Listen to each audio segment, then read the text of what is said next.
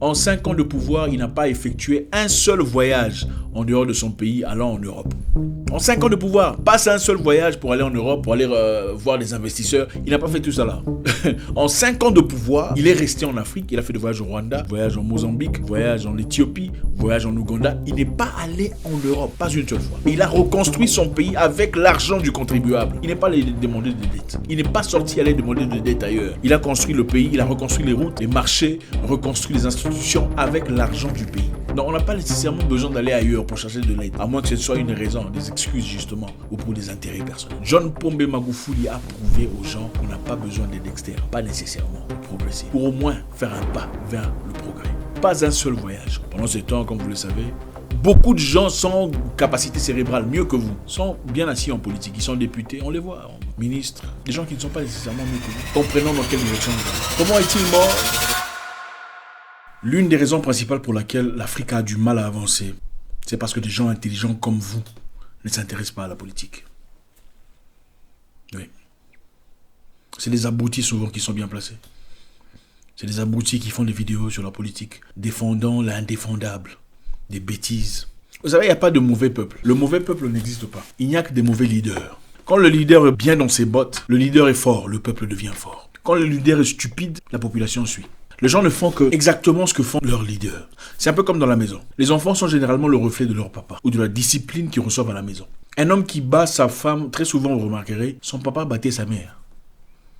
Ou n'a jamais eu de papa carrément. Le peuple reflète l'image du leader. Quelqu'un disait, chaque peuple reçoit le leader qu'il mérite. Ce n'est pas faux. C'est très facile d'accuser le leader, oubliant que le leader fait partie simplement du peuple, de la mentalité du peuple. Aujourd'hui, on va parler d'un sujet très intéressant, John Pombe Magufuli, l'ex-président tanzanien, paix à son âme, que beaucoup connaissent et certains ne connaissent peut-être pas. Aujourd'hui, en son honneur, nous allons développer un sujet à son égard pour montrer combien c'était un homme extraordinaire, un président avant-gardiste, considéré par beaucoup comme le meilleur président de l'Afrique, en tout cas de son ère, et peut-être le deuxième après Sankara de tout le temps. On va voir dans quelques éléments, on a prévu 10, mais ça sera peut-être plus ou peut-être moins. Qu'est-ce qui particularise ou particularisait John Pombe Magufuli? Pourquoi était-il extraordinaire? On y va. En 2015, John Pombe Magufuli, le président tanzanien, l'ex-président tanzanien, entre au pouvoir. Et on organise une fête annuelle, la fête de l'indépendance, que vous connaissez certainement chez vous aussi. La fête que les Africains ont chaque année pour célébrer leur indépendance, entre parenthèses. Une indépendance inexistante. Bref. Pour organiser la fête de l'indépendance, il fallait dépenser beaucoup d'argent pour faire la fête, évidemment. Et John Pombe Magufuli dit niet. Il n'y aura pas de fête. Il n'y aura pas de fête tant que des populations tanzaniennes seront en train de mourir de choléra. Parce qu'à l'époque, d'après lui, il y avait des personnes qui mouraient de choléra. Après avoir fourni quelques recherches, on a découvert qu'il y avait à peine une 70aine de personnes mourant de choléra à l'époque. Et il a dit, il n'y aura pas de fête de célébration de l'indépendance tant que les Tanzaniens mourront de choléra. Il a supprimé cet événement. Mais qu'est-ce qu'il a proposé en retour? Au lieu de dépenser de l'argent qu'il fallait dépenser dans les salles, dans les fêtes, vous savez, les Africains adorent les fêtes, il a bloqué les dépenses des millions de dollars pour investir cet argent dans la construction de la route venant de Morocco à Mwenge, pour ainsi diminuer l'embouteillage qui se présentait chaque soir. Donc, au lieu de dépenser l'argent dans la fête, comme le font généralement les présidents africains qui adorent les fêtes, les célébrations et l'honneur, il a dit il n'y aura pas de fête. On prendra cet argent de fête et on va dépenser ça pour la reconstruction de la route de Morocco à Mwenge pour éviter l'embouteillage. Qu'est-ce qu'il propose en contrepartie? Il dit que chaque Tanzanien se présente dans les rues de Tanzanie, les rues de leur ville, et commence à nettoyer. Et qu'est-ce qu'il a fait? Il a commencé comme un vrai leader. Il est descendu lui-même sur le terrain et a commencé à nettoyer. Vous imaginez un peu, un président de la République qui descend dans les rues et commence à nettoyer, enlever la saleté avec ses mains, s'il vous plaît. Les choses que beaucoup de personnes n'oseraient pas faire. Beaucoup de personnes sont beaucoup trop... Vous savez, les politiciens africains, vous remarquerez, aujourd'hui sont d'ailleurs beaucoup trop grands pour porter leur propre sac. Même pour porter son sac, il faut qu'il y ait quelqu'un derrière. Parapluie ou il faut que quelqu'un porte ça. Mais le président tanzanien, John Pombe Magufuli, docteur en chimie, s'il vous plaît, s'est présent dans les rues et commence à nettoyer avec ses mains. Enlève les poubelles. Et tout le monde, évidemment, quand le leader est bon, tout le monde suit. Et s'est présenté après lui, les membres du gouvernement, les enseignants, les travailleurs civils et toute la population se joignent à lui pour faire un travail pour son pays. Maintenant, demandez à votre président ou vos politiciens, parlementaires et députés, de descendre dans les rues et nettoyer. Non, c'est... Comment voulez-vous que la population respecte la propreté, l'hygiène, la salubrité mentale et physique si les politiciens ne peuvent pas montrer le chemin? Ce n'est pas le peuple. Le leadership est très important. Les enfants ne font que ce que le papa fait. Le président tanzanien John Pombe Magufuli, mon président, que je respecterai pour toujours, a banni tous les vols, tout déplacement international des membres du gouvernement. C'est-à-dire tout déplacement international, tout vol international banni complètement. Pourquoi ? Parce qu'il se dit, pourquoi envoyer des gens à l'étranger si nous avons des représentants à l'étranger? C'est-à-dire s'il y a des choses à faire à l'étranger, appelez l'ambassadeur. Demandez à l'ambassadeur d'effectuer ce qu'il a effectué comme négociation, comme discussion avec leur contrepartie, leurs collaborateurs à l'étranger. Il dit qu'il n'y aura plus de voyage international de membres du gouvernement. Vous savez, dans beaucoup de pays, les gens n'attendent que ça. Avec un petit rien là, on veut aller faire un voyage en Suisse, on veut faire aller voyage en France. Les membres du gouvernement, de manière très inutile, vont en Suisse, vont en France avec l'argent du contribuable. John Pombe Magufuli bannit les voyages internationaux pour préserver l'argent du contribuable. Il dit pour tout voyage international, faites appel à l'ambassadeur pour vous représenter. Ou si c'est nécessaire, si c'est urgent, si c'est sine qua non, alors il faudrait une autorisation officielle, soit de lui-même, de son adjoint, tierce personne qui était consacrée à cet égard. Le 31 novembre 2015, 50 membres du gouvernement tanzanien partaient en voyage de Commonwealth. Commonwealth, c'est l'ensemble des pays colonisés par la Grande-Bretagne qui se réunissent toujours, ils ont leur organisation, vous savez. 50 personnes, membres du gouvernement, étaient censées partir dans ce voyage. Il a réduit cette délégation à 4 personnes. De 50 à 4. Imaginez-vous. Donc, vous savez, les Noirs, quand ils vont en voyage, c'est souvent conseiller numéro 1, deuxième conseiller chargé de troisième conseiller chargé des papiers, cinquième conseiller chargé des filatures. En fait, le nombre de conseillers est incroyable. Il a réduit de 50 personnes à 4 personnes. C'est un peu comme ce qu'on voit très souvent dans certains pays ici d'Afrique. Les sportifs sont censés partir faire leurs prestations de sport, mais les sportifs ne partent pas. Ceux qui partent sont les membres de famille des gens de l'organisation du sport, qui vont finalement se tailler ou se tirer et ne plus jamais rentrer. Incroyable. John Magufuli a méticuleusement transformé cela. De 50 personnes à 4 personnes de délégation. Il a aussi banni les voyages en première classe. C'est-à-dire, vous voulez faire un voyage à l'étranger, pas besoin de partir en première classe ou business class. Tout le monde, économie. Et ça me rappelle le grand Thomas Sankara, qui disait que vous soyez en première classe ou en économie, quand l'avion décolle, bon, c'est tout le monde qui décolle, hein. Et quand l'avion atterrit, tout le monde atterrit à la fois. Et c'était ça le concept de John Pombe Magufuli, dans le but de garder, d'économiser de l'argent. Il a ainsi économisé des millions de dollars en tickets, en logements, en nourriture, en per diem. Tout le monde partait en économie, en tout cas parmi les membres du gouvernement. Les seules personnes qui pouvaient voyager en first ou business class étaient le président lui-même, son adjoint, le vice-président et le premier ministre.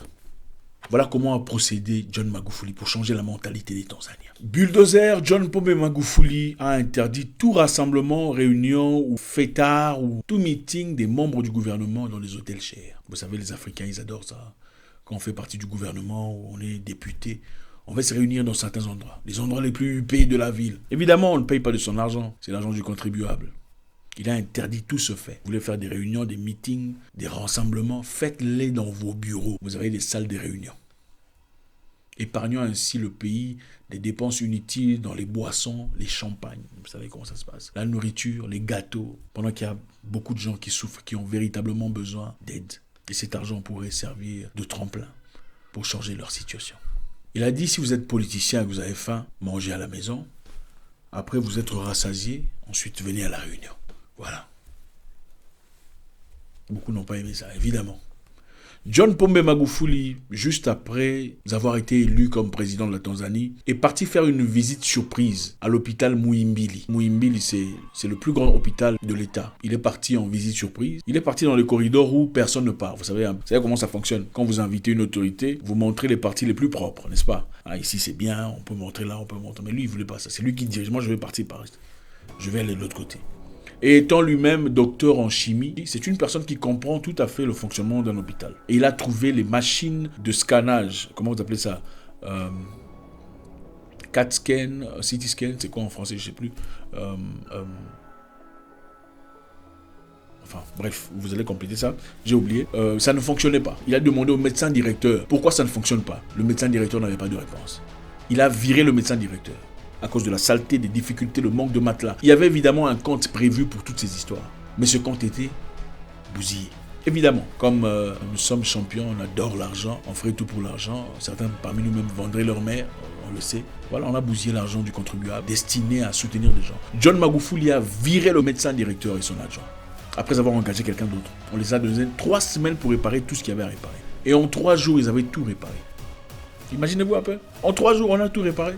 Donc pendant tout ce temps-là, qu'est-ce qui manquait? Il a dit dans 3 semaines, il faut tout réparer, sinon je vous vire aussi. Et en 3 jours, on a tout réparé. Imaginez-vous un peu. En 3 jours, on a tout réparé. Ah, donc c'est possible. Ça avait toujours été possible. Il n'a pas du tout contribué. On n'a pas donné de l'argent pour essayer de réparer tout ça. Il a dit, vous avez 3 semaines pour réparer ça. En 3 jours, ils l'ont fait. Manque de volonté. Manque de bonne moralité. Il n'y a pas de mauvais peuple. C'est le guide qui donne l'idée, la peinture, l'imagerie, le film de l'avenir. Un leader faible crée toujours un peuple faible. Un leader fort qui n'accepte pas les bêtises, l'abrutissement, le vol, la corruption, élève derrière lui une population forte. Le Parlement tanzanien avait prévu 300 millions de shillings pour organiser une fête de l'État. Et il dit on va dépenser 25 millions de ces 300 millions pour organiser la fête. On va manger avec les 25 millions. Et le reste, on va utiliser pour acheter des lits pour l'hôpital qu'il avait visité. Et on a acheté 300 lits et matelas, 600 draps. Incroyable. Ils auraient évidemment bouffé l'argent s'ils n'avaient pas fait ça. En fait, ça arrive très souvent. Il y a un budget qu'on donne pour tel ou tel élément, un budget pour organiser un événement. Très souvent, on n'atteint jamais le maximum du budget. Disons qu'on a donné un budget d'$1 million, pour simplifier, et que l'organisation a coûté $200 000. Vous pensez qu'ils vont rembourser les $800 000?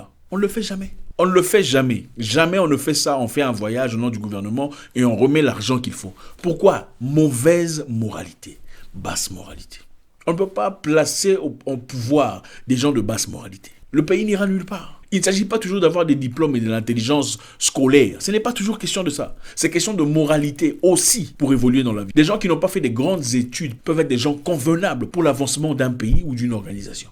Avec l'argent destiné à la fête, on a rétabli l'hôpital pour l'avancement et le bien-être du peuple tanzanien. Au pouvoir, John Magufuli a réduit le nombre de ministères de 30 à 19. Donc il y avait 30 ministères en Tanzanie. Il a réduit cela à 19. Pourquoi? Parce qu'il a compris que 11 étaient inutiles. Malheureusement, aujourd'hui, dans beaucoup de pays, on fabrique même des postes qui ne servent absolument à rien pour se faire de l'argent. Et comme le disait, celui qui devient riche à travers la politique est un voleur. On ne peut pas devenir riche à travers la politique. On ne devient pas politicien pour acheter des villas. On devient politicien pour améliorer la vie des gens. Pour changer la condition de vie du peuple. Il a aussi annulé les primes des membres du gouvernement. Vous savez, les membres du gouvernement, dans beaucoup de pays, reçoivent des primes. Il a dit ces primes servent à quoi? Si vous avez un salaire à la fin du mois. Vous avez été engagé pour un salaire à la fin du mois. Les primes servent à quoi?